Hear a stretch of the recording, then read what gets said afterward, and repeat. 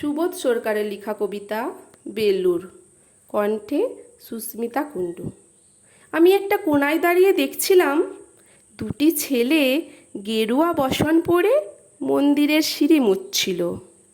এত মন দিয়ে আমি কাউকে সিঁড়ি মুছতে দেখিনি। এত ভালোবাসা দিয়ে আমি কাউকে ধুলো তুলতে দেখিনি।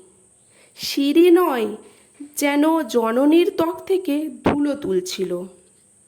এভাবে কেউ সিঁড়ি থেকে ধুলো মুছতে পারে এ আমি কোথাও দেখিনি। স্থিত প্রজ্ঞ মহারাজকে জিজ্ঞাসা করলাম, এই ছেলে দুটি কে?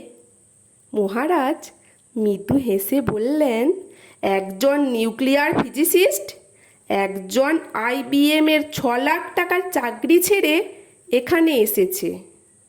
সিঁড়ি ধুতে এসেছে।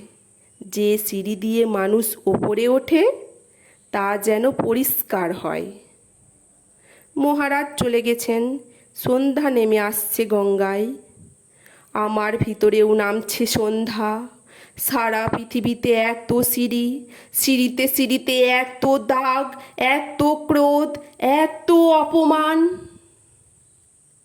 আরতি শুরুর আগে মনে হলো, যে সিঁড়ি মুছতে পারে না সে কোনোদিন মানুষের চোখের জল মুছতে পারবে না। নমস্কার।